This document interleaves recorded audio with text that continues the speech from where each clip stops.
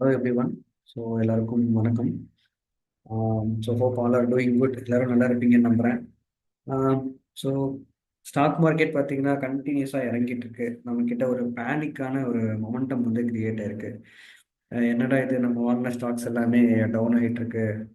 இவன் தான் market fall கண்டினியூஸாக ஃபால் ஆகிட்டு இருக்கு. ஸோ மார்க்கெட் பொறுத்தவரைக்கும் ஸோ நெக்ஸ்ட் மார்க்கெட்டில் என்ன நடக்கலாம், நம்ம வாங்கி வச்சதை செல் பண்ணலாமா, ஹோல்ட் பண்ணலாமா, அடுத்து மார்க்கெட் ரெக்கவர் ஆகுமா ஆகாதா, என்னெல்லாம் ரீசன் அப்படிங்கிறது ஏகப்பட்ட கன்ஃபியூஷன் வந்து உங்களுக்கு கிரியேட் ஆகிட்டு இருக்கு. கரெக்டா?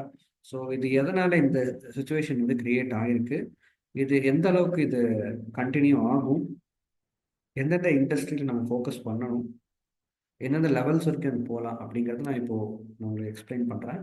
So first of all Nifty எந்த லெவல்ஸில் இருக்குன்னு பார்ப்போம். ஓகே. ஸோ நிஃப்டி பொறுத்த வரைக்கும் நிஃப்டி 50 இண்டெக்ஸ் ஸோ இந்த ரேஞ்சில் தான் ட்ராவல் ஆகிட்டு இருக்கு. ரீசெண்டாக இது என்ன ஆகிட்டு இருக்குன்னா, இந்த ஆல்மோஸ்ட் ஒரு ட்ரையாங்கிள் பேட்டர்ன் மாதிரி தான் இது ஃபார்ம் ஆயிருக்கு. ஓகே, பாருங்க, ரீசெண்டாக ஃபார்ம் ஆனது மோர் லைக் ஏ triangle pattern.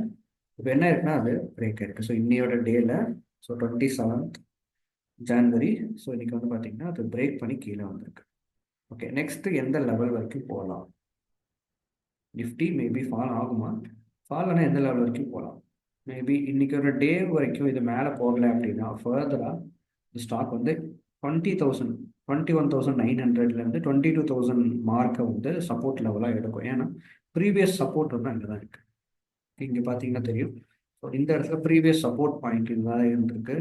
So once fall ஆச்சு அப்படின்னா ஃபர்தராக ஃபால் ஆகும்போது 21,900 வந்து ஒரு சப்போர்ட் லெவல்ஸாக இருக்கும்.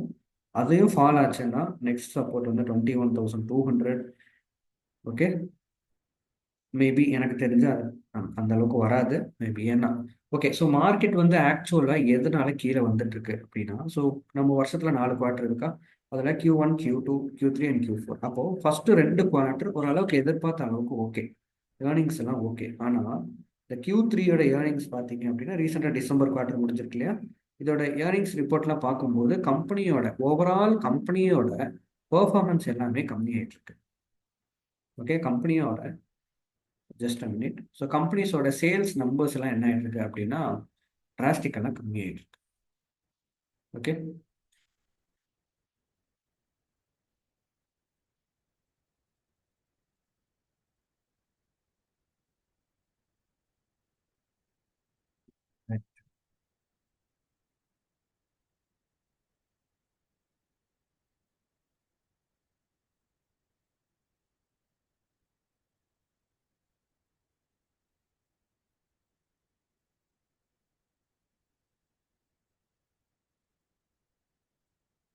ஓகே.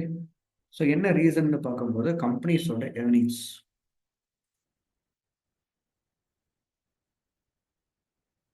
ஸோ கம்பெனியோட ஏர்னிங்ஸ் எல்லாமே என்ன ஆயிட்டு இருக்கு அப்படின்னா ஃபால் ஆயிட்டு இருக்கு. ஸோ ஷேர் ப்ரைஸ் எல்லாமே ஃபால் ஆயிட்டு இருக்கு. அதாவது கம்பெனிஸோட ஏர்னிங்ஸ் எல்லாமே கண்டினியூஸாக ஃபால் ஆயிட்டு இருக்கு. கம்பெனியோட ப்ராஃபிட்டு, ரெவென்யூ, சேல்ஸ் நம்பர்ஸ் எல்லாமே ஃபாலோ ஆகிட்டு இருக்கு. ஸோ இது ஒரு மேஜர் ரீசன் இருக்குது. அதனால நிறைய எஃப்ஐஐஸ் வந்து இதனால இந்தியன் ஸ்டாக்ஸ் வந்து நம்ம பெருசாக அட்ராக்டிவாக இல்லை அவங்களுக்கு. ஸோ அடுத்து பார்த்தீங்கன்னா ரெப்போ ரேட் அடுத்து என்ன நடக்கலாம், இந்த ரெப்போ ரேட்டை என்ன பண்ணணும் அப்படின்னா ரெப்போ ரேட்டை கவர்மெண்ட் வந்து கம்மி பண்ணுறதுக்காக ட்ரை பண்ணணும். ஏன்னா கோவிட் ஃபால்க்கு அப்புறம் ரெப்போ ரேட் கம்மி பண்ணுறாங்க, அண்ட் தென் ஜாஸ்தி பண்ணுறாங்க, அப்புறம் ஸ்டேபிளாக வச்சுருக்காங்க. இது வரைக்குமே அவங்க ரெப்போ ரேட் கட் பண்ணவே இல்லை. ஸோ ரெப்போ ரேட் இப்போது எல்லா கம்பெனிஸில் என்ன ஆகிட்டு இருக்குன்னா ஓவராலாக பார்த்தீங்கன்னா எக்கனாமியில் பணப்புழக்கம் வந்து கொஞ்சம் கம்மி ஆகிட்டு இருக்கு, கம்மி ஆயிடுச்சு ஆல்மோஸ்ட். பணத்தோட மணி சர்க்குலேஷன் கம்மி ஆயிடுச்சு. இதனால கம்பெனிஸோட சேல்ஸ், ப்ராஃபிட்டபிலிட்டி எல்லாம் என்ன ஆயிடுச்சுன்னா டிராஸ்டிக்கலாக கம்மி ஆயிடுச்சு. ஸோ அமெரிக்கன் கவர்மெண்ட் பார்த்தீங்கன்னா 2 ரெப்போ ரேட் கட் பண்ணி கொடுத்துட்டாங்க லாஸ்ட் 3 மந்த்ஸில். இந்தியாவுடைய ரெப்போ ரேட் வந்து எக்ஸ்பெக்ட் பண்ணலாம். ஏன் ரெப்போ ரேட் கம்மி பண்ணலாம் அப்படின்னா இன்ஃப்ளேஷன் இருக்கு இல்லையா, இந்தியாவோட இன்ஃப்ளேஷன், பணவீக்கம், இன்ஃப்ளேஷன் இப்போ வந்து கண்ட்ரோலில் இருக்கு. ஓகே, இந்தியாவோட இந்த பணவீக்கம் பார்த்தீங்கன்னா இப்போ கண்ட்ரோலில் இருக்கு. அதனால ரெப்போ ரேட் கட் வந்து எக்ஸ்பெக்டட். ஸோ இதை வந்து நம்ம எக்ஸ்பெக்ட் பண்ணுறோம். மேபி எந்த மந்தில், ஃபெப்ரவரி மந்தில் இது மேபி கம்மி. இது வந்து ரெப்போ ரேட்டை கட் பண்ணலாம். ஸோ இதனால் பணம் வந்து மறுபடியும் சர்க்குலேட் ஆகும், பேங்க்கோட ரெவென்யூ ஜாஸ்தியாகும், நிறையா ப்ராடக்ட்ஸ் வந்து சேல்ஸ் நடக்கும். ஸோ அப்போது ரெப்போ ரேட் கம்மி பண்ணோடனே மக்கள் கையில் இன்னும் கொஞ்சம் ஒரு மணி ஓரளவுக்கு கிடைக்க ஆரம்பிக்கும். ஸோ ஸ்டாக் மார்க்கெட் இன்வெஸ்ட்மெண்ட் ஜாஸ்தியாகும். ஸோ ஸ்டாக் மார்க்கெட் இதுக்கப்புறம் கொஞ்சம் ஸ்டேபிளாக பெர்ஃபார்ம் ஆகும். அடுத்து நம்ம எக்ஸ்பெக்ட் பண்ணுற விஷயம் என்னென்னா பட்ஜெட்டு. ஸோ பட்ஜெட் பொறுத்த வரைக்கும் இது வந்து ஃபுல் ஃப்ளெஜ்டு பட்ஜெட்டு. போன வருஷம் பண்ணது பார்த்தீங்கன்னா எலெக்ஷன்னால அது ஒரு ஹாஃப் பட்ஜெட் மாதிரி தான் இருக்கும். ஓகே, அது ஃபுல் ஃப்ளெஜ் பட்ஜெட் கிடையாது. இந்த மந்த் வர்றது தான், இந்த February 1 வர்றது தான் ஃபுல் ஃப்ளெஜ்டு பட்ஜெட்டு. இதுவுமே expected to be good. So எந்த அளவுக்கு இருக்கும்னு நமக்கு தெரியாது. So expected to be good. இது நல்லா இருக்கலாம். ஸோ நீங்கள் எதுவுமே பேனிக் ஆக வேண்டாம். உங்களுடைய ஸ்டாக்ஸை நீங்கள் ஹோல்ட் பண்ணிக்கோங்க. புதுசாக எதுவுமே கொஞ்சம் வாங்க வேண்டாம். மெயினாக வந்து லார்ஜ் கேப் கம்பெனியில் அதிக ஆர்டர் புக்கு, ஆர்டர் வேல்யூ, இது வந்து இந்த மாதிரி டைம் கூட சேல்ஸ் க்ரோத் கொடுத்துட்டு இருக்கிற கம்பெனிஸில் நம்ம இன்வெஸ்ட் பண்ணலாம். இப்போதைக்கு நீங்கள் mid cap and small cap கம்பெனியோட இன்வெஸ்ட்மெண்ட்ஸ் நீங்கள் கொஞ்சம் கம்மி பண்ணிக்கோங்க. அது ஒரு பெட்டராக இருக்கும். ஸோ ஃபர்தர் மார்க்கெட்டில் ரிஸ்க் இருக்கா, இந்தியன் ஸ்டாக் மார்க்கெட் நம்பி இன்வெஸ்ட்மெண்ட் பண்ணலாமா வேண்டாமா, நான் ஏகப்பட்டது அமௌண்ட் இன்வெஸ்ட்மெண்ட் பண்ணியிருக்கேன்னு சில பேர் நிறைய பேர் இன்வெஸ்ட் பண்ணியிருக்கீங்க. ஸோ நீங்கள் பயப்பட வேண்டாம்.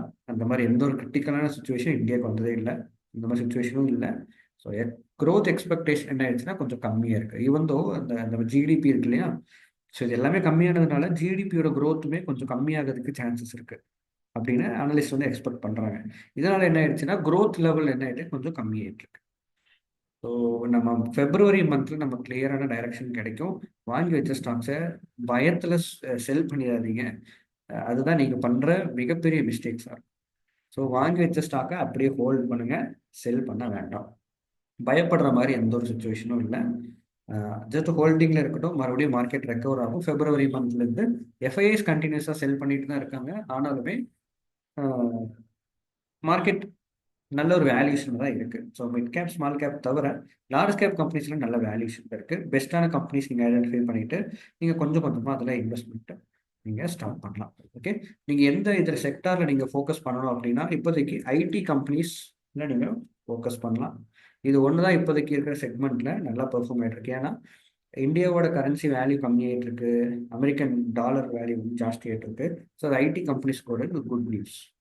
அப்போ நீங்கள் ஐடி கம்பெனி ஸ்டாக்ஸில் பெஸ்ட்டான ஸ்டாக்ஸ் நீங்கள் பிக் பண்ணி இப்போதைக்கு இன்வெஸ்ட்மெண்ட் பண்ண ஸ்டார்ட் பண்ணலாம். ஏன்னா ஐடியோட இண்டெக்ஸ் பார்த்தீங்க அப்படின்னா, ஸோ நிஃப்டி ஐடி நான் எடுக்கிறேன். ஸோ நிஃப்டி ஐடி இண்டெக்ஸ் பாருங்க, பெரிய கரெக்ஷன் கிடையாது. நிஃப்டி எந்த அளவுக்கு ஃபால் ஆயிருக்கு, பட் நிஃப்டி ஐடியோட இண்டெக்ஸ் பாருங்கன்னா பெரிய ஃபாலே இல்லை.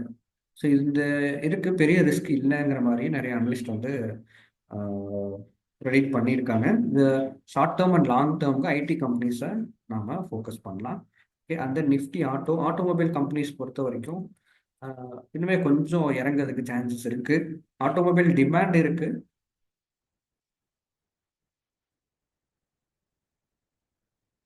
ஆட்டோமொபைல் டிமாண்ட் கிரியேட் ஆகிட்டு இருக்கு, இருந்தாலுமே எக்ஸ்பெக்ட் பண்ண அளவுக்கு டிமாண்ட் இல்லை. ஸோ இந்த இண்டெக்ஸ் வந்து ஃபால் ஆகிட்டு இருக்கு. எஃப்எம்சிஜி பார்க்கலாம். ஓகே, நிஃப்டி பேங்க் நம்ம பார்ப்போம். பேங்க்குமே நிஃப்டி பேங்க் இண்டெக்ஸுமே நல்ல ஃபால் தான். ஓகே, அப்போ நீங்கள் எந்தெந்த ஸ்டாக்ஸில் ஃபோக்கஸ் பண்ணலாம், எந்தெந்த இண்டஸ்ட்ரியில் ஃபோக்கஸ் பண்ணலாம்னா பெட்டர் நீங்கள் ஐடி கம்பெனிஸில் இப்போதைக்கு ஃபோக்கஸ் பண்ணலாம். டிஃபென்ஸ் கம்பெனிஸ் நான் ஆல்ரெடி சொல்லியிருக்கேன். பாரத் எலக்ட்ரானிக்ஸ் ஒரு பெஸ்ட்டான கம்பெனி, நிறைய ஆர்டர் புக் வந்து கையில் வச்சுருக்காங்க. அண்ட் தென் பெல் பார்த்தீங்கன்னா ஆல்மோஸ்ட் இந்த ஜோனில் தான் ட்ரேட் ஆகிட்டு இருக்கு. மேபி நெக்ஸ்ட் சப்போர்ட் வந்து இங்கே எடுக்கலாம், இங்கே எடுத்து மறுபடியும் மேலே போகலாம். 256க்கு கீழே வர்றதுக்கு சான்சஸ் கம்மி. ஓகே, ஹிந்துஸ்தான் ஏரோநாட்டிக்கல்ஸ் பார்த்தீங்க அப்படின்னா இது ஒரு மேஜர் ஃபால் தான். கம்பெனியில் சின்ன இஷ்யூ இருக்குது. என்னென்னா இவங்களோட இன்ஜின் வந்து ஆர்டர் பண்ணியிருக்காங்க, அமெரிக்காவிலேருந்து வர வேண்டிய இன்ஜின்ஸ் வந்து ப்ராப்பராக வரல. அது வந்து கன்ஃபார்ம் நியூஸ்க்கும் கிடையாது. ஸோ அதனால் நான் எதுவும் சொல்ல முடியல. பட் கம்பெனி வந்து நல்ல ஆர்டர் வேல்யூ, ஆர்டர் புக் வந்து வச்சிருக்கிற ஒரு கம்பெனி. உங்களுக்கே தெரியும் இந்த கம்பெனி எவ்வளோ பெரிய ரோல் வந்து ப்ளே பண்ணுது அப்படிங்கிற விஷயத்த. ஸோ லாங் டேர்முக்காக இந்த ஸ்டாக்ஸ் நீங்கள் கன்சிடர் பண்ணிக்கலாம். ஸோ இதோடைய கீ லெவல்ஸ், ஸோ அதோட ட்ரேடிங் ஜோனுமே பார்த்தீங்கன்னா இந்த ஜோனில் தான் ட்ரேட் ஆகிட்டு இருக்கு. ஆல்மோஸ்ட்டு இந்த லெவல்ஸ் தான் இந்த கம்பெனி ட்ரேட் ஆகிட்டு இருக்கு. Okay, Hindustan aeronauticals. Okay, so Tata Motors நிறைய பேர் கேட்டிருந்தீங்க. ஸோ டாடா மோட்டார்ஸ் இப்போதைக்கு ஒரு ஜோன்லேருந்து பிரேக் ஆகி இன்னொரு ஜோனுக்குள்ளார போய் ட்ராவல் ஆகிட்டு இருக்கு. கண்டினியூஸ் ஒரு டவுன் ட்ரெண்டு. இந்த லெவல்ஸ்லேருந்து பிரேக் ஆகி கொஞ்சம் வெளியே வந்து இப்போ பாருங்கள் இந்த லெவலில் வந்துச்சு. ஸோ இன்னைக்கு 27th இந்த ஜோனே கொஞ்சம் பிரேக் பண்ணி கீழே வந்திருக்கு. ஸோ ஃபர்தராக இனிமேல் இது 700 வரைக்கும் வர சான்சஸ் இருக்கு. ஓகே. அண்ட் தென் ஹெச்எஃப்சிஎல் ஸ்டாக்ஸும் நிறைய பேர் கன்சிடர் பண்ணியிருக்கீங்க. So short fall. ஸோ இந்த ஜோனில் தான் ஹெச்எஃப்சிஎல் வந்து ட்ரேட் ஆகிட்டு இருக்கு. இது பாருங்களேன் இந்த ஜோனுக்குள்ள தான் இருக்குது. மேபி இதை சப்போர்ட் எடுத்து இதாகலாம். அதுக்குள்ளே நமக்கு பிப்ரவரி பட்ஜெட் வந்துடும். கவர்மெண்ட் எந்த அளவுக்கு கவர்மெண்ட்டுக்கு ஸ்டாக் மார்க்கெட்டுக்கு மணி பூஸ்ட் பண்ணுற மாதிரியான ஒரு பட்ஜெட் கொண்டு வராங்களோ அப்போ மார்க்கெட் மறுபடியும் நார்மலாக ஆரம்பிச்சிடும். ஸோ மெயினாக வந்து ரெப்போ ரேட் கட்டு தான் நமக்கு மெயின்.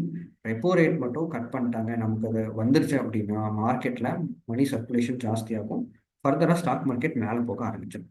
ஸோ கண்டினியூஸாக இந்த ரெப்போ ரேட் பற்றி 2 மந்த்துக்கு ஒரு டைம் தான் ரெப்போ ரேட் வந்து டிஸ்கஸ் பண்ணி கட் பண்ணுவாங்க. ஸோ இந்த ரேட் கட் இருக்குல்ல, இந்த பிப்ரவரி ரேட் கட் வந்ததுன்னா ஆல்மோஸ்ட் கம்பெனிஸோட சேல்ஸ் எல்லாமே பூஸ்ட் ஆகும். இந்த மணி சர்க்குலேட் ஆகும். சேல்ஸ் நம்பர்ஸ் வந்து பூஸ்ட் ஆகும். Q4ஓட நம்பர்ஸ் இருக்குல்ல, அடுத்த நெக்ஸ்ட் குவார்ட்டர், இப்போ கரண்டாக நடந்துட்டு இருக்கிற குவார்ட்டரில் நல்ல சேல்ஸ் வரும். அப்போ அங்கேருந்து மார்க்கெட் மறுபடியுமே நல்ல வேல்யூஷன், நிறைய பேர் வந்து அட்ராக்டிவ் வேல்யூஷனில் இருக்கும், நிறைய பேர் பை பண்ணுவாங்க. ஸோ ஃபர்தராக மார்க்கெட் வந்து ஓகே. ஸோ இப்போ இருக்க சுச்சுவேஷனில் நீங்கள் யாருமே பயப்பட வேண்டாம். நிறைய பேர் கேட்டு இருந்தீங்க. ஸோ பயப்பட வேண்டாம். ஜஸ்ட் வாங்கி வச்சுக்க ஸ்டாக்ஸை அப்படியே ஹோல்ட் பண்ணிக்கோங்க. அடிஷ்னலாக நீங்கள் ஃபோக்கஸ் பண்ண வேண்டிய செக்டர் வந்து ஐடி செக்டர். ஸோ ஐடியில் நீங்கள் கொஞ்சமாக பெஸ்ட்டான கம்பெனிஸில் கொஞ்சம் கொஞ்சமாக இன்வெஸ்ட் பண்ணுங்க. ஒரு ஒன்ஸில் வாங்காதீங்க, கொஞ்சம் கொஞ்சமாக நீங்கள் வாங்க ஸ்டார்ட் பண்ணுங்க. Okay. So so automobile, FMCG, bank இப்போதைக்கு நீங்கள் கன்சிடர் பண்ண வேண்டாம். லாங் டேர்முக்கு ஓகே, ஷார்ட் டேர்முக்கு கொஞ்சம் வீக்காக இருக்குது. IT company short term and long டேர்முக்கு கொஞ்சம் அட்ராக்டிவாக இருக்குது. Okay. Okay all. So thank you. So நீங்கள் எதுவும் பேனிக் ஆக வேண்டாம். ஸோ ஷேர்ஸ் அப்படியே ஹோல்ட் பண்ணுங்கள். எனி டவுட்ஸ் நீங்கள் எனக்கு குரூப்பில் நீங்கள் போஸ்ட் பண்ணலாம். தேங்க்யூ.